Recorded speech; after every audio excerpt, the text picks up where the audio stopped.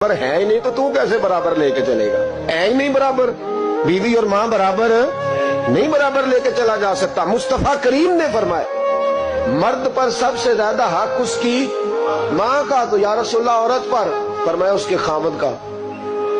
उसके लिए खाना काबा तू है और तेरे लिए खाना काबा तेरी माँ है। अब यहाँ माहौल ये बन गया कि बराबर। पहले 2, 4, 5 दफा बीवी से चुगलियां सुन लेते हैं अम्मा की, बल्कि कई तो इतने बेवकूफ हैं, सपोर्टर भी होते हैं माँ बाप की गिबतों में। कहते हैं नहीं मम्मी आखांगा अम्मा नू, गल ठीक है तेरी जो तू भी कर दी, सही है बात, अब्बा जी ऐसे ही करते, मैं करूंगा बात। अब तो वो शुरू हो गई। अब तू कहेगा दरवाजा बंद हो, तो ये दरवाजा बंद हो सकता? उसे बताओ बैतुल्लाह की तरफ पैर नहीं किए जा सकते। और बीवी भी याद रखे, अगर आज वो किसी के बेटे के बारे में बात कर रही है तो बेटा इसका भी ब्याह आ जाएगा।